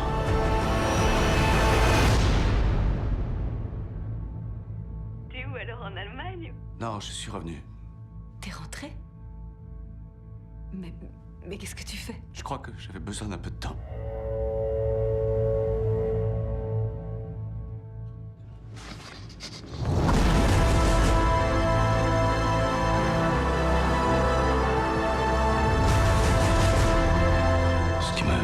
C'est tous les gars que j'ai pas pu sauver. Hé! Occupez-vous de ma fille immédiatement! Je suis prêt! Oh mon Dieu! Je suis prêt à rentrer à la maison! Voilà, et on poursuit avec une deuxième sortie, Chloé. Et oui, Elise, la deuxième sortie du jour devrait intéresser tous les petits bouts de chou fans de cette série télé, et peut-être même aussi les plus grands. Il s'agit de Bob l'éponge, le film Un héros sort de l'eau. C'est un film d'animation de Paul Tibbitt. Mais il me semble qu'il y avait déjà un film de Bob l'éponge, non? Oui, c'est exact, Elise. C'était en 2004, Bob l'éponge, le film, ça s'appelait. Il sortait sur nos écrans, pardon. Donc, à l'exception d'Erasmo Quet, Bob l'éponge est donc le seul héros de Nickelodeon, chaîne de télé américaine, à apparaître au moins 2 fois au cinéma. Alors visuellement, il y a quand même une sacrée différence, puisque le précédent volet nous faisait découvrir les personnages en 2D, comme dans la série télévisée. Et aujourd'hui, avec l'aide de la nouvelle technologie, la 3D arrive dans Bob l'éponge, un héros sort de l'eau. Alors pour faire en sorte, bien sûr, que ces personnages aient l'air bien plus réels que dans la série. Donc évidemment, ils ont fait appel à une équipe une société australienne qui leur a permis donc de créer ces personnages en 3D, qui s'était également occupée du personnage de Ted dans le film éponyme porté par Mark Wahlberg. Et c'est donc aussi cette technologie qui va permettre de mêler des images d'animation à des images réelles. Oui, Elise, alors comme son prédécesseur Bob l'éponge, le film Un héros sort de l'eau a été tourné en prise de vue réelles qui ont donc été enregistrées en Géorgie, c'est un état du sud-est des États-Unis, dans la ville de Savannah. Et puis donc le réalisateur des prises de vue réelles, il s'appelle Mike Mitchell, c'est un habitué des films d'animation et des films qui mêlent animation et images réelles, puisqu'il était aussi aux commandes de Shrek 4, Il était une fin en 2010, et puis aussi de Alvin et les Chipmunks 3 en 2011. Et puis on retrouve aussi l'acteur Antonio Banderas, qui après Shrek et le Chapeauté poursuit dans le cinéma d'animation. Il incarne ici le pirate Steak Barbare. C'est vraiment un univers à part entière, le monde de Bob l'éponge. Oui, c'est sûr. Lorsque la série est sortie sur nos écrans, les créateurs ne voulaient pas qu'on puisse dater quoi que ce soit dans les différents épisodes. C'est pourquoi ils ont créé une culture propre à la ville de Bikini Bottom, c'est comme ça qu'elle s'appelle, sans faire de référence à notre culture populaire. Donc c'est comme une planète à part entière qui a ses propres lois, sa propre culture. Et c'est justement ce qui rend cet univers atemporel et qui a permis donc aux réalisateurs et aux scénaristes aussi d'avoir une telle liberté artistique. D'ailleurs, donc cet univers n'a plus aucun secret pour Paul Tibbitt, le réalisateur, puisqu'il a déjà supervisé la production de 122 épisodes de Bob l'éponge. Il a réalisé 12 d'entre eux et signé le script de Bob l'éponge, le film, en 2004. Allez, je vous propose de regarder la bande-annonce, c'est tout de suite. Programme d'immersion confirmé. Lors d'une récente exploration du fond de l'océan, le sonar des scientifiques a enregistré un son qu'aucune oreille humaine n'avait jamais entendu. Il faut que ça s'arrête, Craps! Il faut que ça s'arrête! Paramount Animation et Nickelodeon Movies présentent. Qui veut un pâté de crabe? La recette du pâté de crabe a disparu! Sans ma recette, les villes seront proies à la révolution et au chaos! Tu penses pas que t'en rajoutes un peu? C'est l'apocalypse! J'espère que vous aimez le cuir! Pour sauver leur monde. Ça sent le pâté de crabe! Ça vient de là-haut! De la surface! Ok, bon bah tous les personnages secondaires avec moi. Ils vont débarquer dans le nôtre. C'est quoi cet endroit bizarre? Il doit le savoir, lui, c'est un malin. Il a 5 têtes. De la barbe à papa. Comme ça, vous aurez assez de sucre pour un tour du monde en pleine course.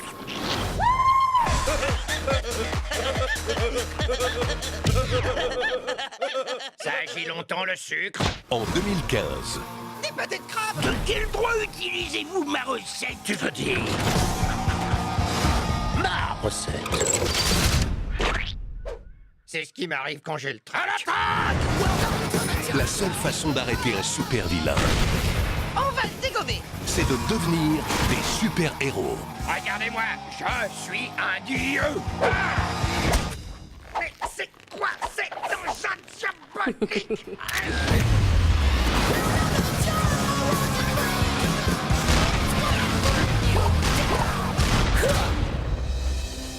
Oh non, Bob! Patrick. Parle-moi, mon ami. Je vois une lumière blanche. Là, ça va mieux? Merci, bien mieux. Bob l'éponge, le film, un héros sort de l'eau, en 3D. La vengeance est un plat qui se mange glacé.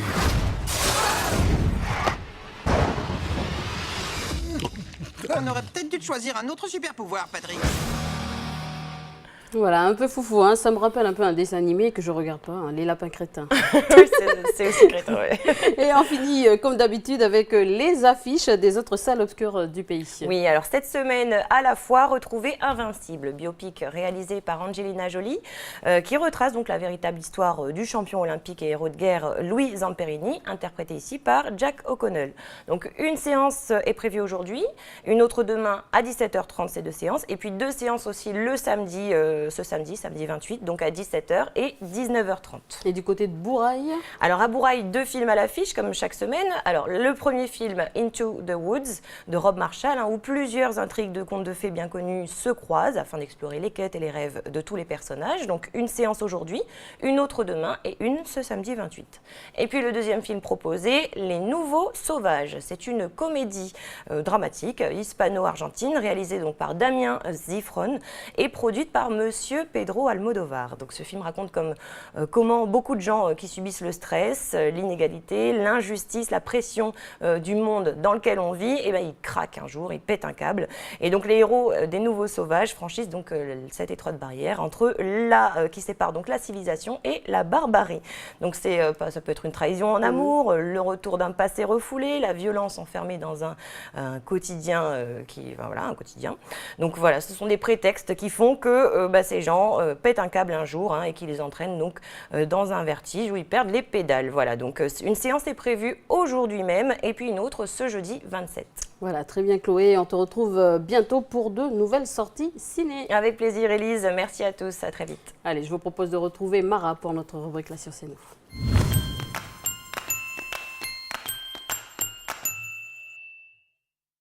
Salut Mara. Salut Élise, bonjour à tous. Aujourd'hui, nous allons parler de puces électroniques. C'est le thème de ma chronique aujourd'hui. C'est vrai qu'on en voit partout de nos jours, mais qu'est-ce que c'est qu'une puce électronique? Eh bien, une puce électronique, c'est un circuit intégré, un composant électronique qui va reproduire plusieurs fonctions électroniques dans un tout petit volume. C'est sa caractéristique principale.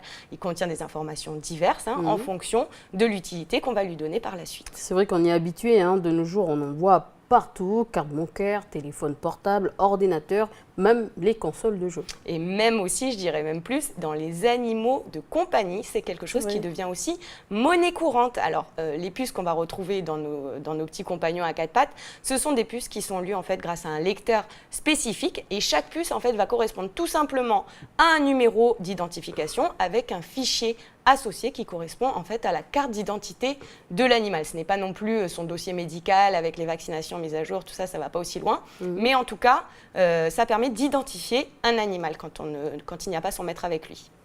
Et c'est vrai que ça permet aussi de localiser son animal si on l'a perdu.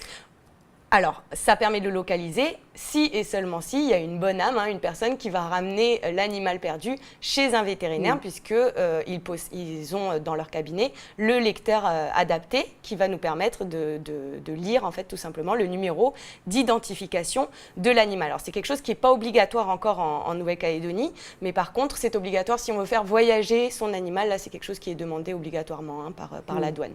C'est comme le tatouage, sauf que ça va être plus durable dans le temps et ça a aussi l'avantage, on va dire, que si l'animal est agressif, on n'a pas besoin de s'approcher tout près de lui pour pouvoir lire le tatouage. Le lecteur, il va permettre de lire à distance le contenu de la puce. Mais par contre, s'il n'y a pas cette personne qui ramène l'animal chez le vétérinaire, eh bien là, c'est pas de la géolocalisation, quoi. C'est pas non plus une puce avec GPS intégrée. Mais bien sûr, ça existe.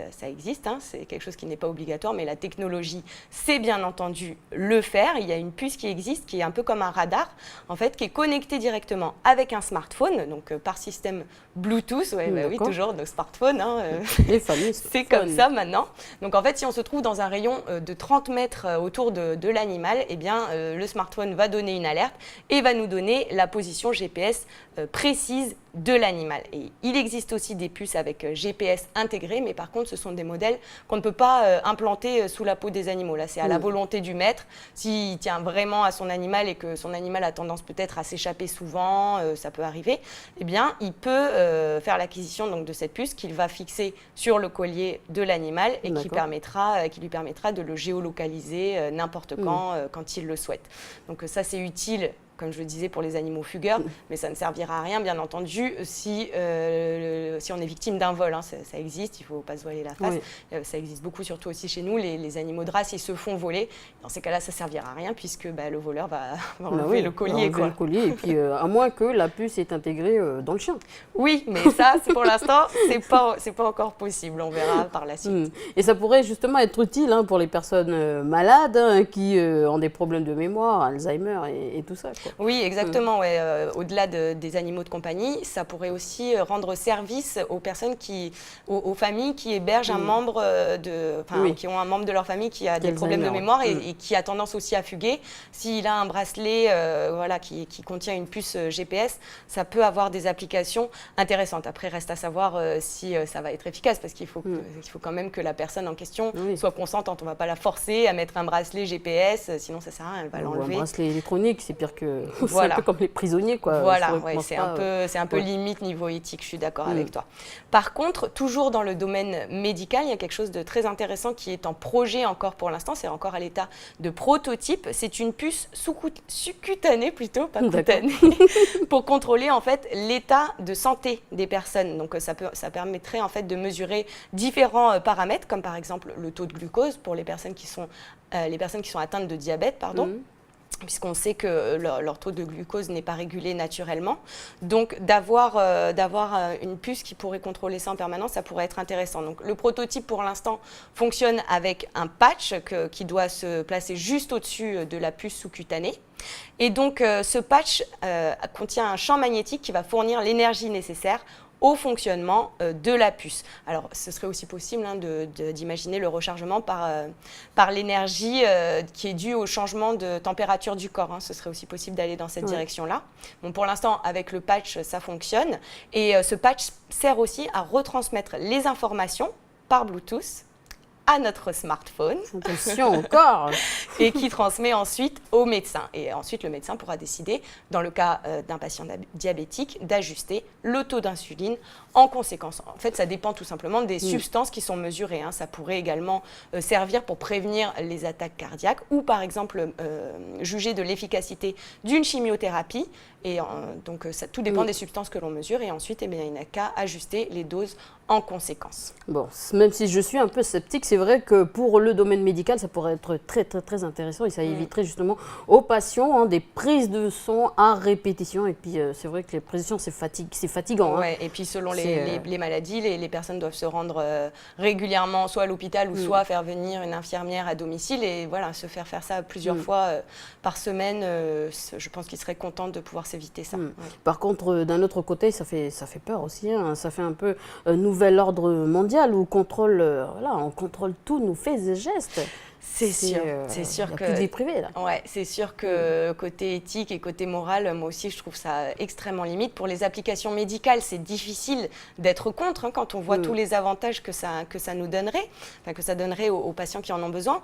Mais après, comment est-ce qu'on peut être sûr qu'il n'y a que les paramètres médicaux qui sont recueillis? On a un objet électronique sous la peau. Moi, c'est sûr que ça me ferait peur d'un côté. D'ailleurs, en Suède, à Stockholm, il y a une entreprise qui va beaucoup plus loin que recueillir les paramètres médicaux, puisqu'ils ont décidé d'implanter des puces sous-cutanées sur leurs employés pour accéder au bureau, pour remplacer leur badge en gros. On regarde. Plus besoin de badge ou de code d'accès pour entrer au bureau, faire des photocopies ou payer son déjeuner.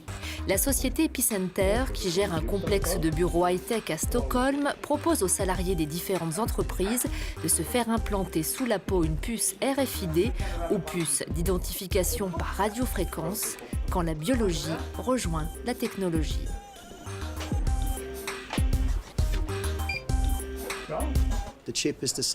La puce a la taille d'un grand grain de riz, ce qui correspond à 12 mm.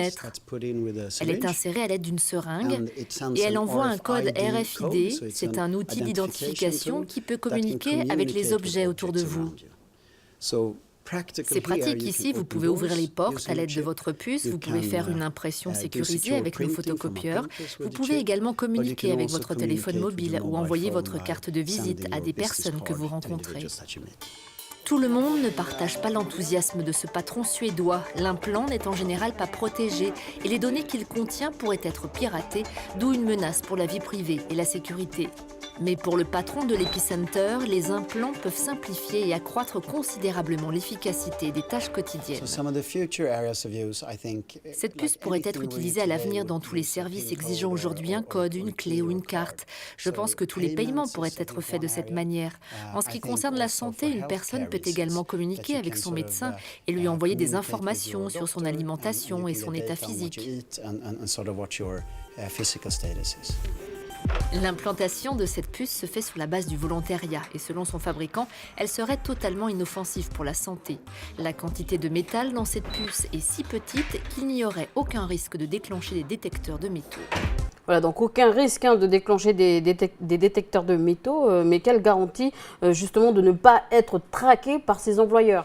C'est clair, je suis d'accord avec toi. Où est-ce que ça va s'arrêter si on va dans cette direction-là? Bientôt, on pourra tout oui. faire avec une simple puce implantée sous la peau. On pourra ouvrir la porte de sa maison, ouvrir la porte de sa voiture, débloquer son téléphone, allumer la radio, payer ses consommations. Enfin, on fera tout avec juste une puce dans le corps. Peut-être que même à l'avenir, on va peut-être changer même notre façon d'apprendre. Qui sait, j'ai besoin tiens, je vais en Chine, j'ai besoin d'apprendre le chinois, mais je vais m'implanter une puce dans le cerveau qui va m'apprendre le chinois. Donc, bon, voilà, d'un côté, ça serait bien de pouvoir apprendre en se mettant juste une puce comme ça. On n'aurait plus besoin aussi de se trimballer toutes nos clés. Voilà, on peut quand même voir des avantages. Oui, mais enfin, pour parler justement des employés, moi je pense pas que ça va, c'est bien réglé, tu vois. J'espère qu'ils nous surveillent pendant nos heures de travail, parce qu'après nos heures de travail, moi je pense que c'est déplacé. C'est déplacé. Ouais. Je pense que c'est déplacé. Exactement. Et puis on peut aussi se dire que le fait d'avoir tout regroupé comme ça dans un seul et unique objet qui serait donc implanté dans notre corps, qu'est-ce que ça veut dire si par exemple l'État ne veut plus de nous, il désactive la puce et puis on n'a plus de maison, plus de voiture, plus de travail. On n'est pas des robots. On n'est pas des robots, exactement. Il serait temps quand même de le réaliser. Oui. Mais si l'avenir c'est comme ça, et franchement, moi je sais pas toi, mais moi ça me fait peur. Hein. On n'est pas simplement des numéros, des codes barres, on est des humains. Et puis j'ai l'impression que, on va dire, on a tendance à l'oublier qu'on est des humains. Et même tout à l'heure tu parlais d'apprendre le chinois, on a toute une tête, une cervelle pour apprendre, je pense. Ouais. T'as raison, il vaudrait mieux que ça se fasse comme ça. Mais bon, on ne sait pas, c'est l'avenir qui le dira. En tout cas, moi je préfère quand la technologie reste loin de mon corps, ça c'est clair. Écoute, oui, d'un côté oui, mais en tout cas, c'est la tendance et ça, tu peux rien y faire, Edith. C'est ce qu'on voit de plus en plus, en tout cas dans tous les salons d'électronique et de technologie. Justement, la nouvelle tendance pour tout ce qui est nouvelle technologie, c'est de les porter sur nous. Ça porte même un nom, c'est la wearable technology. D'accord. Qu'est-ce que c'est? Ça veut dire quoi? Alors, en fait, le but, ça reste quand même, a priori, après c'est peut-être un piège, de faciliter notre vie, en fait, d'insérer la technologie dans nos vêtements, dans nos accessoires, qu'on n'ait plus besoin justement de se trimballer divers objets. Et tout ça en restant, en théorie, je dis bien en théorie, tout en restant fashion, de ne pas avoir besoin de rougir de son accoutrement en public, quoi. Après, donc, par exemple, ce genre de technologie, wearable technologie, comme je disais tout à l'heure avec mon bel accent. Donc, on a l'exemple des Google Glass, ça c'est de la technologie portable. Donc, ça permet, vous le savez, de filmer ce qu'on voit, de lire ses mails, de consulter un moteur de recherche, juste en appuyant sur un petit bouton sur le côté de ses lunettes. Il y a aussi l'exemple de la montre intelligente, la technologie, et dans tous les cas, de plus en plus portable. Il y a eu plusieurs exemples de ce type de technologie qui ont été présentés au Salon de l'électronique de Las Vegas de ce début d'année. On regarde. La technologie portable, il s'agit ni plus ni moins que de vêtements et autres pièces d'habillement qui font la part belle à de la haute technologie. Le CES, la grande foire de l'électronique qui s'est tenue à Las Vegas, a présenté les nouveautés en la matière. Et à Vegas, on fait parfois appel à du people pour présenter ces nouveautés. will.i.am est venu avec son propre Pulse. Il devait aussi dire beaucoup de bien de ce smartphone qui prend la place d'une montre.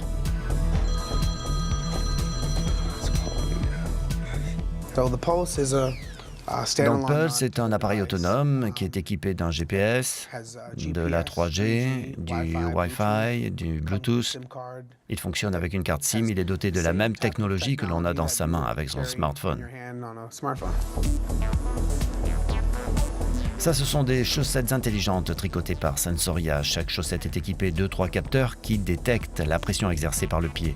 Leur fibre conductrice relaie ensuite les données vers un bracelet de cheville. Les informations sont transmises enfin vers un smartphone et une appli. Je peux faire savoir au coureur non seulement sa vitesse et sa distance parcourue, mais aussi la qualité de sa course. Open Bionics, une société britannique par l'intermédiaire des imprimantes 3D, a présenté une prothèse de main à bas coût alors que les prix de ces prothèses bioniques s'élèvent à plusieurs dizaines de milliers d'euros.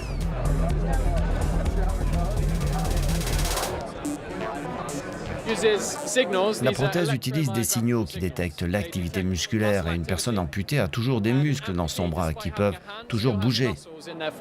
Et nous avons 2 canaux et si je contracte le muscle, la main se ferme. Si je le relâche, elle s'ouvre. Alors, il y a des trucs qui t'ont plu dans la wearable technology? Pour la prothèse, je pense que c'est assez utile pour justement ceux qui ont perdu leurs mains ou par exemple les handicapés. Mais est-ce que justement pour la santé, est-ce que ces ondes, on va dire électroniques, n'ont pas d'effet néfaste sur notre corps? Bah, ça, c'est la grande question, hein, mais c'est ce qu'on se pose aussi avec tout ce qui est Wi-Fi. Parce que regarde avec les ondes de téléphone, je veux dire, il y a des gens qui sont tombés malades. C'est en questionnement, donc justement pour l'instant on n'a aucune étude encore fiable pour nous dire si oui ou non c'est néfaste, mais ça peut pas être inoffensif, hein, on est bombardé en permanence, donc oui, c'est une question qu'on est toujours en train de se poser. Bon voilà, pour le secteur médical, encore une fois, c'est difficile d'être contre quand on voit ce type d'exemple comme la prothèse, hein, qui pourrait quand même rendre service, et on ne peut pas dire le contraire, c'est quand même des gros progrès. Un autre exemple de vêtements intelligents à visée médicale, une société en fait a développé un pyjama qui permet aux parents de surveiller le sommeil de leur enfant, toujours par l'intermédiaire d'une application installée sur le smartphone. En fait, le parent va pouvoir vérifier le rythme de respiration et le temps d'éveil de l'enfant pendant la nuit. Et donc, à travers le smartphone, s'il y a le moindre problème, les parents vont recevoir immédiatement une alerte. Donc ça pourrait peut-être, on pourrait imaginer que ça pourrait solutionner le problème de la mort subite du nourrisson pendant... C'est vrai que moi, quand j'ai eu mon enfant, je me réveillais à chaque fois, quand je venais de l'accoucher, je me réveillais à chaque fois pour savoir si il respirait et tout. Et surtout qu'ils ont des façons de dormir, des fois on en a peur. Hein. C'est clair que c'est un problème qui inquiète beaucoup les parents. Donc pourquoi pas. Après, il faut accepter de mettre à son enfant un pyjama qui a des capteurs et donc forcément des trucs encore des ondes électroniques. C'est vrai que dans ce cas-là, on va dire que c'est un exemple fascinant, mais tout de même, est-ce que ça ne va pas trop loin tout ça? Alors là, on l'a bien vu au cours de cette chronique, hein, il y a toujours le pour et le contre. C'est à chacun de se poser la question et d'être capable de raisonner et d'être capable aussi de se déconnecter de temps en temps, faire attention à ce que ça ne devienne pas une trop forte addiction. Il faut aussi être capable de faire des choix de consommation réfléchis, hein, pas tout prendre en écoutant juste les publicités, mais bien peser le pour et le contre, hein, parce que maintenant la vie privée, on n'en a plus trop avec tout ça. Donc la vie technologique, c'est un enjeu de taille. Allons-nous trop loin ou pas? C'est à nous d'en décider. En tout cas, c'est trop pour moi. Merci Mara. Merci à toi Élise, au revoir. Voilà, c'est avec cette chronique que s'achève cette émission. Je vous retrouve dès jeudi, donc demain pour une nouvelle quotidienne. Tata.